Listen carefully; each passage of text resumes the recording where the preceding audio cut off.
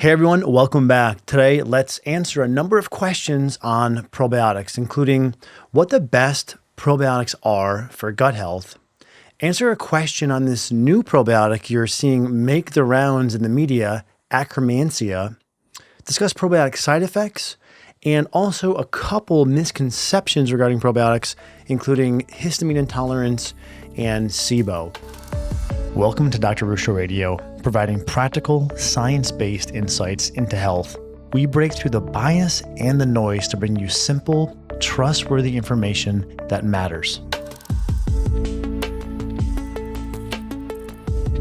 Now, the reason why this discussion on probiotics is so important, in my view, beyond diet and lifestyle, a foundational aspect of improving your gut health involves the use of probiotics. Why? They're very well studied, they're safe and effective, and they have what's known as pleiotropic benefits, meaning you'll oftentimes see benefits not only in the gut, but in other areas like the immune system and the brain, perhaps even the skin and the joints. Being careful not to represent probiotics as a panacea, but certainly something we should be paying attention to, and if you're not feeling well, integrating into your healthcare plan. So let's kick off the first question regarding what might the best probiotic be from Noah, specifically inquiring about Akkermansia, and his question is as follows. What are your thoughts on taking Akkermansia mucinophilia? Is the hype warranted? Notable figures like Dr. Mark Hyman are saying it's a big component of their gut health recovery. Noah, thank you. Great question. A few definitions in case you haven't heard of Akkermansia mucinophilia. It's a gram-negative bacteria that feeds on mucus in the intestinal tract. Mucinophilia literally means that it likes mucus. Discovered in 2004 by two researchers in the Netherlands. Now, functionally, it's been shown to increase GLP-1, think semaglutide, or Ozempic. This is the glucagon-like peptide 1.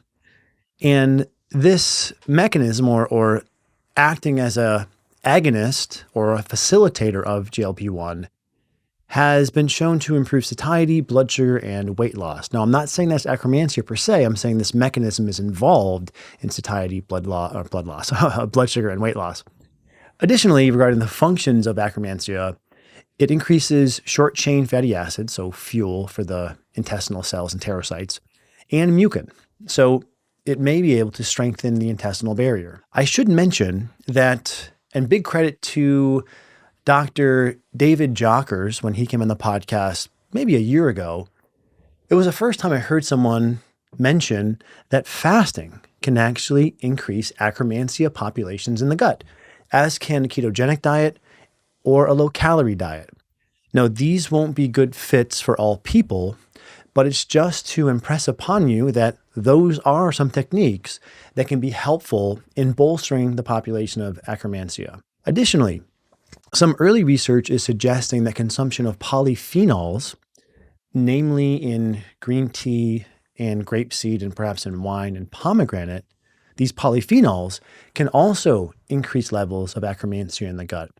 And I'll refer you to our Best Foods for Leaky Gut video, where we discussed polyphenols in a bit more detail and discussed that the two foods that are the richest in polyphenols are actually clove and peppermint. So I would think it stands to reason that consumption of any of these polyphenols will likely lead to improvements in Akkermansia populations in your gut. Okay, so this is sort of the academic knowledge. As you've probably heard me mention, we want to pair that with published data. And there's two layers of kind of the show me the data question, two layers to the answer. The first, what sort of association data do we have? Well, this is the majority of data with Akkermansia, whether it be observational, animal, or mechanism. It has been shown that lower levels of Akkermansia are associated with obesity, type 2 diabetes, inflammatory bowel disease. But actually, nothing that we've been able to find, and we did thoroughly fact check, on irritable bowel syndrome, which is probably going to be something very important for us to factor into our analysis. With that in mind, let's go over to the human interventional studies, because this is really the brass tacks bottom line. If this is good, then it will show up in the randomized control trials. So, were you excited about the GLP-1 activity? Well, you might be disappointed to hear that Akkermansia only slightly improves metabolic health, and this was typically similar or inferior to other probiotics on the market. Here is a great summary slide, and huge credit to our research team for taking a lot of data and putting it into an easy to look through and sort of summarize snapshot here. So I'll read through this for those of you just listening. What you're looking at is a table summarizing data on Akkermansia as compared to data on lactobacillus and bifidobacterium blend probiotics. Okay, so Akkermansia, there are 2 randomized control trials looking at a total population of 108 individuals. Not bad, it's a start. For the lactobacillus and bifidobacterium blend type probiotics, there are 2 meta-analyses summarizing 27 randomized control trials in over 1,600 individuals. What did they find? For fasting glucose, the lacto and bifido blend type probiotics were far superior in their ability to lower fasting glucose by about 8 points, whereas Akkermansia only lowered glucose by 3 points. Now, both are good, don't get me wrong, but Noah, to your question, is it worth the hype? I would say for fasting glucose, no. For hemoglobin A1C, there was equivalency in their ability to lower hemoglobin A1C. Akkermansia and lacto-bifido blend probiotics each came in at lowering by 0.2 percentage points of hemoglobin A1C. What about insulin resistance? Again, superior for the traditional type lactobacillus and bifidobacterium blend probiotics. They were able to lower insulin resistance scores by over 1 point, whereas Akkermansia lowered them by about half a point. And finally, for cholesterol, the results were about equal. So when we look at this, there are 2 big conclusions we should take away. 1, there is far more data on the lactobacillus and bifidobacterium blend type probiotics than there is for the Akkermansia. Now, that in and of itself is not as persuasive, I think, as the clear trend that we see where the lactobacillus and bifidobacterium probiotics are more efficacious, more effective. So as it pertains to anything metabolic, you could try Akkermansia. They have documented benefit, and that is a good thing. However, compared to the lactobacillus and bifidobacterium blend probiotics, clearly these are more well-studied and they have a higher effect on glucose, insulin resistance. So I think it's a pretty clear conclusion as it pertains to metabolic effects. Now, there's also the other component of your question, Noah, gut health.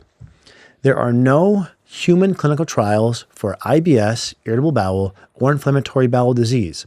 And I will give the manufacturers here credit. On their website, they do make the claim about improving gut health, strengthening the gut lining, and reducing gut permeability. And I really appreciate their caveat here, which is based on in vitro studies. So nothing published in humans demonstrating benefit. Whereas with the lactobacillus and bifidobacterium blends, or a Saccharomyces boulardii probiotic, or a soil-based probiotic, we do have either clinical trials or in some cases meta-analyses of multiple clinical trials showing benefit with these types of probiotics for IBS, constipation, inflammatory bowel disease, mood, and immune system function, whether it's food reactivity or the clearance of certain infections. So, in conclusion, I think it's not worth it.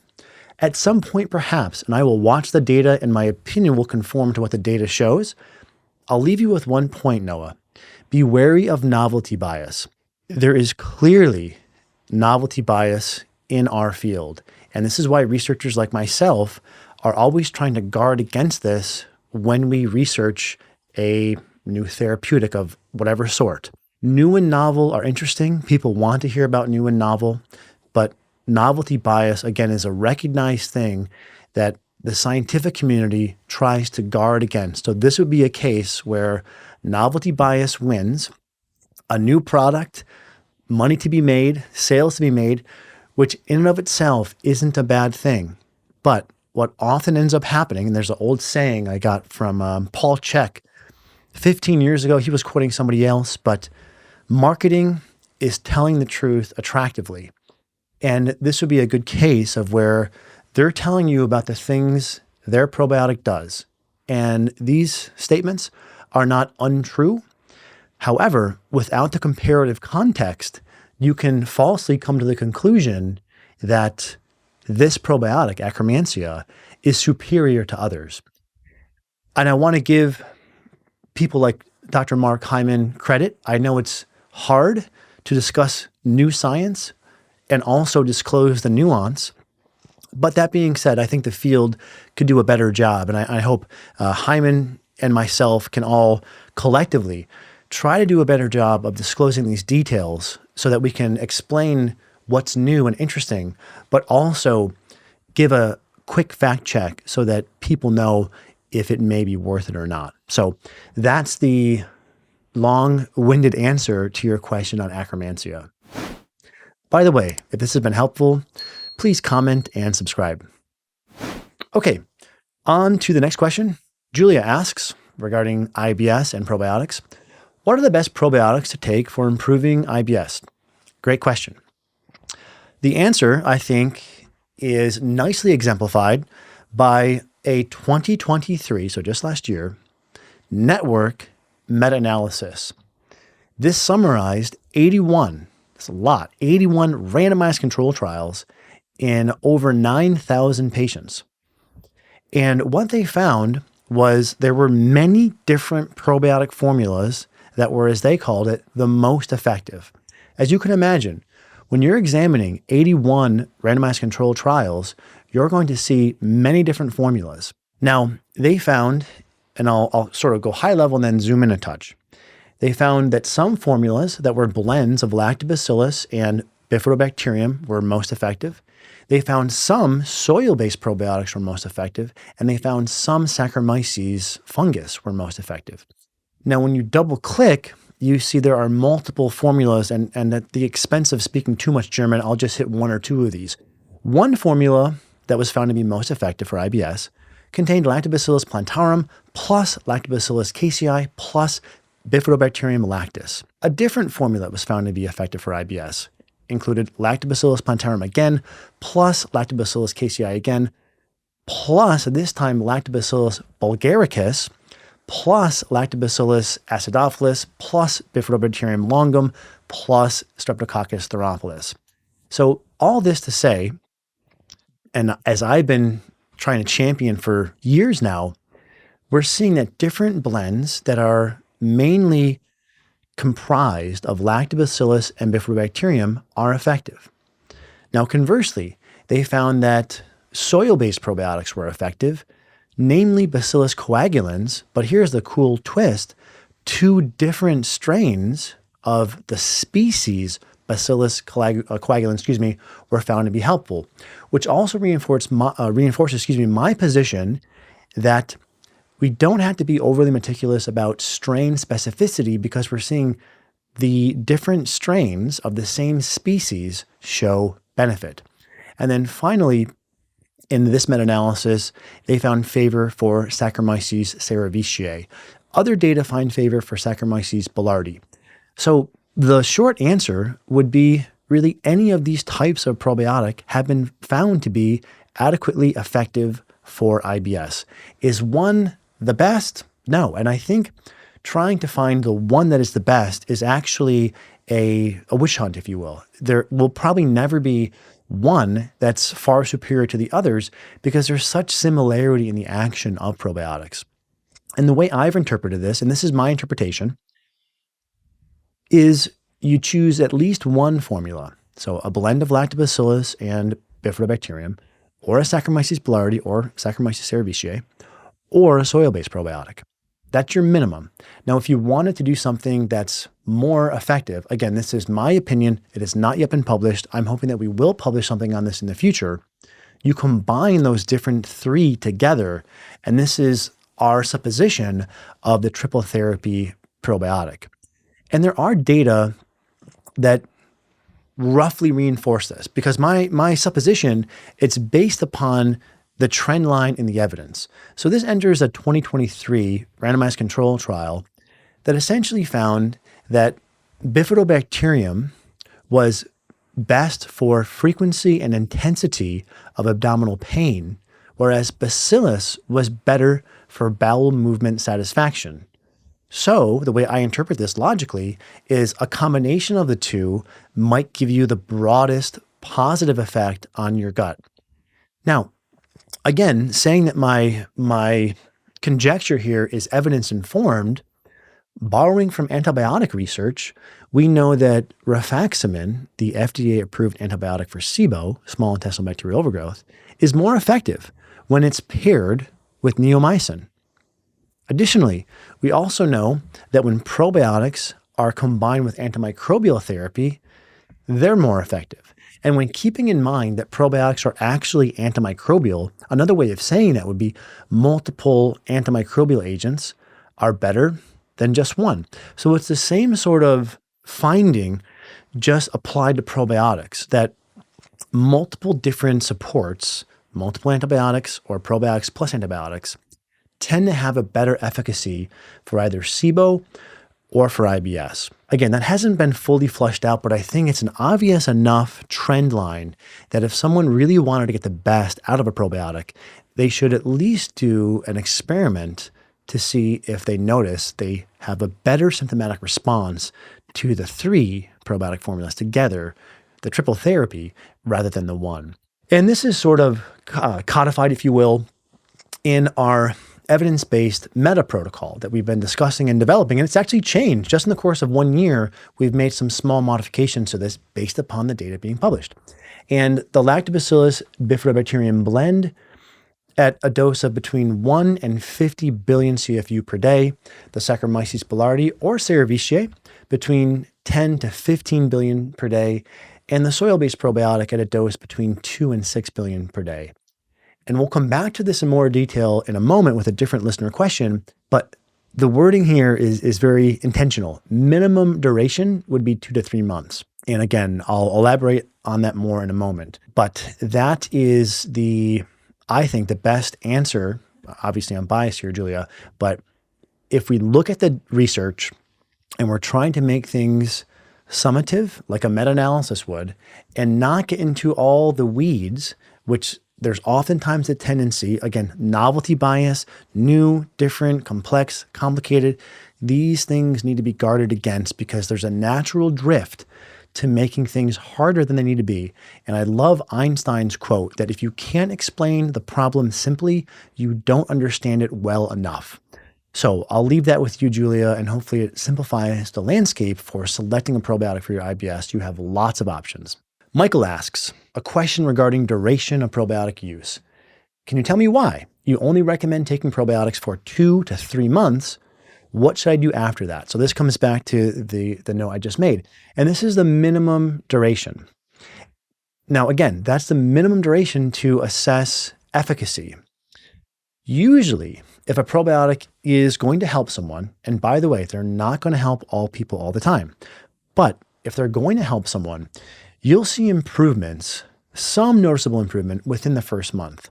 But there have been some studies, namely in constipation, that haven't found effect until well into the second month. In fact, there's even other data looking at cognition, finding that the effects may not become fully evident until 3 to 6 months in. So, trying to find what is the most reasonable evaluation period to recommend to you, I would say the minimum would be 2 to 3 months, and then see where you are. This next comment I think applies to most therapeutics. There's always going to be exceptions, but so discuss these things with your doctor or with your healthcare provider. But if a therapy is working, ride that wave until you notice a symptomatic plateau, meaning month over month, your symptoms are getting better. At some point, they plateau. I would ride that protocol until you've been plateaued for 1 to 2 months just to make sure it wasn't a fluke and that there's consistency with those improvements. And then you can wean off and try to find the minimal effective dose. This is something I feel also to be very important, thinking about the minimal effective intervention, minimal dietary restrictions and longer term maximum dietary freedom, and minimal use of supplements. Now, I myself take one of our triple therapy packets once per day on most days. I'm not religious about it. If I'm traveling or sometimes I just don't feel like doing it, I won't. But in the long term, this is something I think you need to answer on your own, operating under the paradigm that you may not need a supplement. Because if you have the expectation that you will need a supplement, placebo will probably impact you into thinking that you do. We know placebo is powerful. We know in randomized control trials, that are specifically designed to reduce the placebo effect, the effect of placebo is over 40%. So this is why I try to be really careful about the paradigm that we sort of inculcate into our audience is one that should not have this expectation of reliance upon supplements in the long term. If you combine that paradigm along with, again, hitting that curve of plateauing and then coming off and seeing, do you regress or not? If you do regress, bring them back in and try to figure out what feels best to you. That, I feel, is the most prudent way to approach this because we don't have very long-term studies, let's say in IBS or in SIBO, that are following people much beyond a year. In fact, most studies are usually a few months. So all we can do here is make an assumption that seems to be as pragmatic and logical as possible. And that is my, hopefully, seemingly pragmatic and practical recommendation. There is a food component to this that we'll address in one of the next questions. Actually, the next question by Rebecca asks this very question, supplements versus food, which partially speaks to your question about duration and what to do sort of after the probiotics, so to speak. Rebecca's question is, can these over-the-counter probiotics be replaced with fresh sauerkraut, yogurt, or kimchi? Or is there a reason to go for the supplements?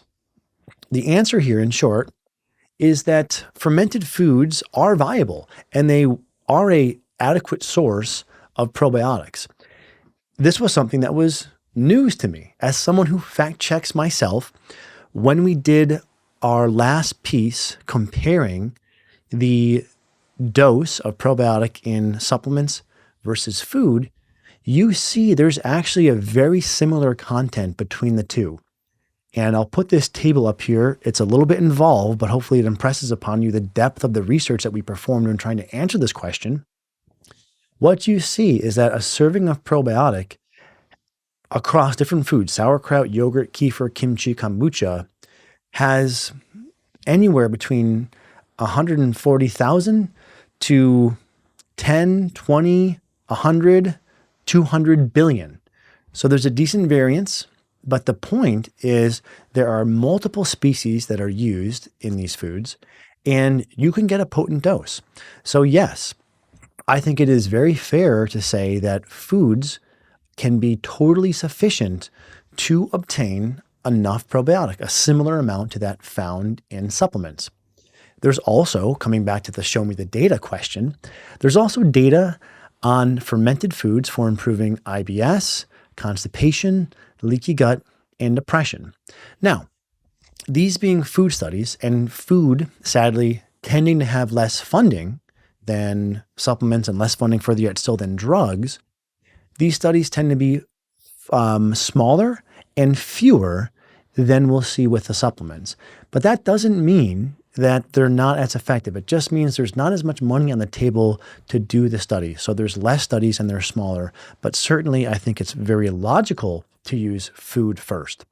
Now, there are some downsides to fermented foods for some people. I don't think this is a large issue, but I want to acknowledge that there can be food reactivity, right? Depending on what the food is, if you're someone who's nightshade sensitive, as an example, then kimchi, which contains nightshades, might be a problem for you. That's actually me. So I opt for a nightshade-free kimchi. This, again, is probably not a big issue for most people. Histamine. there might be, and I'm not clear on this, there might be more histamine in fermented foods than there are in probiotics.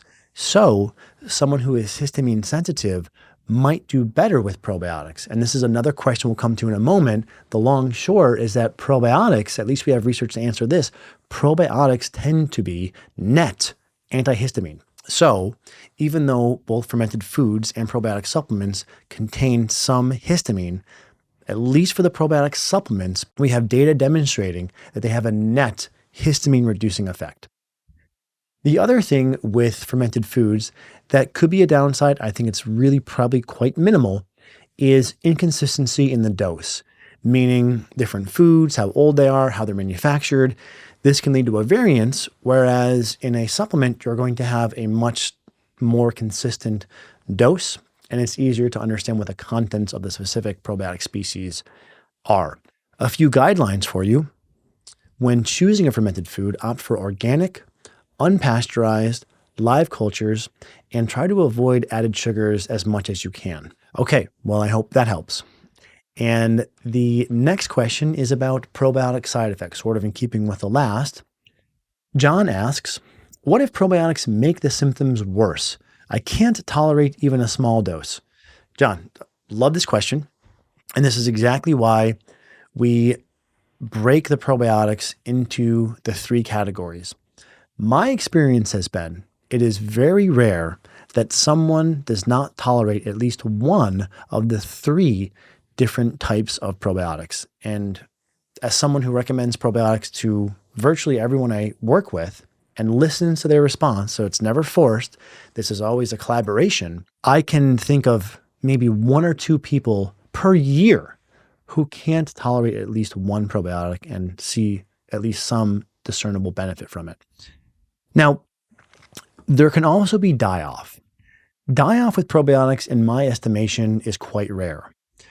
But the principle here is give yourself 4 to 7 days. And if it's a die-off, the reaction will roll on and then it will abate. It's possible that there is a allergen in the formula, fillers, sugars, additives, coloring agents, and then prebiotic content is another factor. Knowing that prebiotics can lead to flaring of some people, these are the things that feed the bacteria. Probiotics are the bacteria, prebiotics feed the bacteria. And that some probiotic formulas will include a fairly generous dose. You may want to check your label and make sure that you don't have more than 500 to 1,000 milligrams. That's between 300 and 500 milligrams is a pretty safe place in terms of a low enough prebiotic content that it's going to be tolerable for most. So it could be the prebiotics. It could be some other filler in the formula that your body doesn't like. It could be die-off, and it could be the probiotic itself. So remember, the three different categories should help you navigate that. One other comment that I'll make is this is a trend I've seen in working with people. Early phase, when someone is highly reactive, that's when only one formula might be tolerated. But months later, as things have calmed down, there is often the ability to reintroduce the other probiotics additionally. There's not this grave need to use all three. However, some of the people that I'll work with want to try to get the most out of probiotics and not go on to antimicrobial therapy or antibiotic therapy. So this is where we'll bring back in and retrial cautiously the other formulas that they may have reacted to 2, 4, 6 months ago. So John, hopefully that helps. Okay, and Deb asks a question about histamine and probiotics. What type of probiotic do I take if I'm having histamine intolerance, since some strains are known to produce more histamine in the body? This is a great question, Deb. Thank you for this. And by the way, this was me. I did not use probiotics when I was going through my gut healing journey, if you will. And I suspect that my healing would have been much quicker if I did use probiotics. And I think part of the reason why I didn't use probiotics was 15 years ago or so, there wasn't as much science and there may have been some reservations about histamine. Let me be clear in saying that the difference between the histamine containing probiotics and the non-containing probiotics is negligible. I haven't been able to see that make any difference.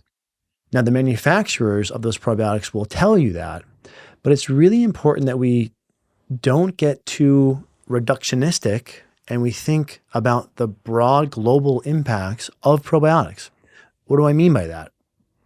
Despite any sort of higher or lower histamine content in a probiotic, we know that probiotics reduce leaky gut. They calm the immune system and they balance the microbiota, in addition to fighting things like SIBO and Candida. And all of these things are probably the most important things to address in order to bring down your histamine levels.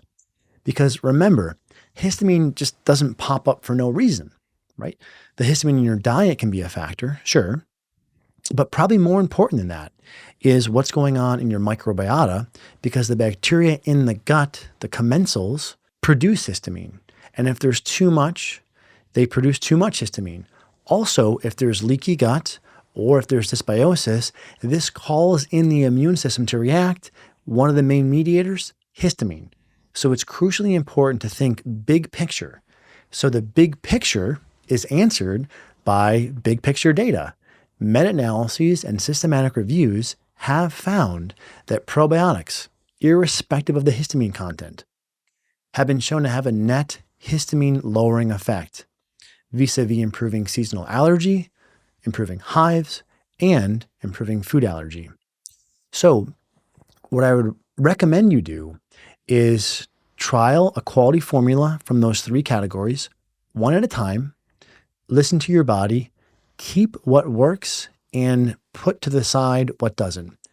Always check these things with your healthcare provider, but additionally, at the same time, be wary that some providers, with all due respect, they seem to get very into the mechanistic weeds and they miss the big picture randomized control trials when we have them, and they lead people onto these very reductionistic care plans that are theorizing based upon the mechanism, what should happen, and ignoring the randomized control trials that tell us what will happen.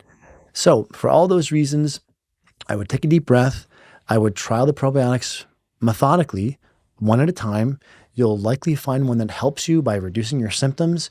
And remember, what's happening is going to be, if the probiotic leads to symptomatic improvement, is a net antihistamine effect, because you should be skewing the microbiota back to balance, whether it's dysbiosis to eubiosis or if it's overgrowth to non-overgrowth, simultaneously calming down the immune system and leaky gut, which are two big sources of production of histamine endogenously. This should allow you to have better tolerance to allergens in food and environmentally, like these research studies have shown, and therefore not have to be so worried about a low histamine diet or the reactivity that you may be exhibiting to other things like other supplements. So anyway, that's a great question. I hope this helps. And Alexandria asks a question about probiotics and SIBO, wondering why everywhere on the internet these days, it says that lactobacillus blends are bad for SIBO because it worsens the overgrowth. Is this true? Alexandria, great question. This is one that comes up very often, and I feel like we cannot answer the question enough. Let me lead with just a few, epistemological thoughts. Bias. Experts don't know everything about everything, myself included, if I may refer to myself as any sort of expert, as a person, as a scientist, a clinician. No one knows everything about everything. It's also, I think, easy for a given thought leader, expert, speaker to be misconstrued, meaning they may not like probiotics just because they're more comfortable with other things. In fact, I'll give Dr. Michael Camilleri from the Mayo Clinic huge credit for admitting on the podcast that his feeling is that he, and I'm paraphrasing here, so Michael, forgive me if I get some of the details wrong, but essentially he may be a little bit biased against probiotics because in his center, he's seeing people who have already tried probiotics, so it's not something he's focusing on. Therefore, he may have a skewed perspective. So if you listen to an interview with someone as such, They may tell you wonderful and very science-guided things about the therapeutics they like, and since they don't have much to say about probiotics, may lead you to incorrectly conclude that you shouldn't use them. Now, your question's more specific. Your question hints, I think, at a further, more pernicious degree of bias, which is people directly saying not to use lactobacillus and bifidobacterium because it worsens SIBO. Now, I can also tell you we did a video dedicated to this in its entirety, and we dove pretty deep and we put up whatever science the expert was pointing to, which was which was definitionally poor quality, observational, small studies against the clinical trials demonstrating that lactobacillus and bifidobacterium blends remedy SIBO successfully. Let me just give you one or two of the high points. A 2017 meta-analysis. This was summarizing various clinical trials, including some using lactobacillus and bifidobacterium, some using soil-based, and some using Akkermansia boulardii. Here's their conclusion. The SIBO decontamination rate achieved with probiotics alone was 53.2%, which was comparable to that observed in a meta-analysis of antibiotics at 51.1%. So pretty clear, pretty compelling. An additional study, 2019 clinical trial, administering a blend of lactobacillus with bifidobacterium plus Akkermansia boulardii, quoting, IBS patients with SIBO benefited most from the administration of probiotics. And there are other studies also showing that probiotics benefit SIBO. And this is because, as I've been saying for so long, probiotics release antimicrobial peptides, as this schematic from the journal Gut is depicting, called bacteriocins, amongst other things. And they positively affect the epithelium. They produce these bacteriocins and other antimicrobial peptides that kill off things like SIBO and Candida. And they perform this function known as competitive exclusion, where they crowd out the things that you don't want to have trying to take up residence in your gut. So in short, the answer to this question, Alexandria, in my opinion, with all due respect, is bias. One other thing I was thinking about before starting this recording and answering this question is, and again, I can be wrong on any of these things. This is more just my opinion, so take this with a grain of salt. I gave you the data-driven answer on this already. So there's the data. The data speak for themselves, but I'm trying to account for how is it that esteemed researchers and clinicians seem to have this anti-probiotic perspective. Another one might be that some of these researchers are studying other things. And if you look at the studies they've published, you won't see any of them that are interventional studies using probiotics. In fact, you'll see association data and spinning of that association data to come up with an anti-probiotic position. So that's really unfortunate, right? And so one of the things that we're working on doing is having esteemed researchers on the podcast in the future to discuss probiotic research. What I think's happened here is there's a handful of thought leaders who are at major academic centers and publishing research that have plugged into various podcasts and platforms and amplified their voices. And really unfortuitously, the people that have plugged in seem to have an anti-probiotic position. And that's all fine and good. Everyone is entitled to their opinion, but we want to separate opinion from fact. And again, like I mentioned with the other comments on Akkermansia, I don't know that people in our field are doing an adequate job to distinguish their opinion from fact, and maybe even more importantly, distinguishing from when they have a viewpoint that is not a byproduct of an exhaustive review of the research literature.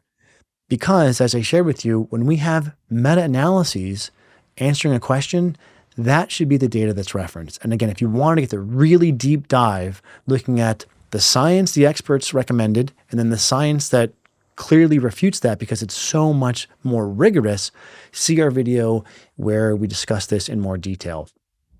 Okay, Hope that helps. And you know what? Really practically, at the end of the day, you can always try a lactobacillus bifidobacterium formula and see how you feel. The worst case scenario, it doesn't sit well with you. You have a transient temporary reaction. You stop, and within a few days or so, you're back to normal. Again, always discuss these things with your healthcare provider, but this is the data-driven perspective.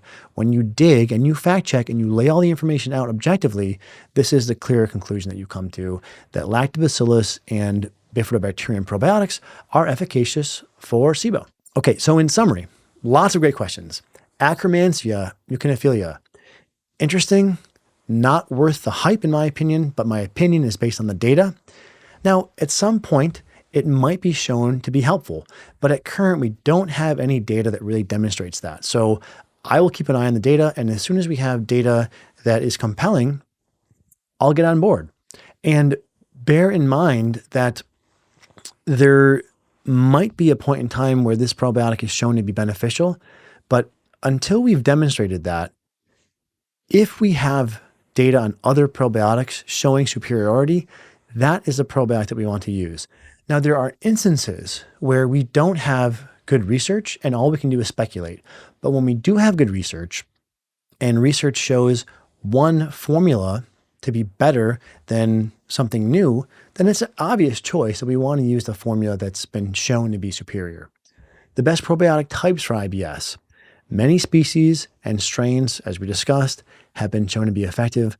My position is that a blend of the 3 different types might be better than one formula alone, but again, good data showing one formula alone of various types can be beneficial for IBS.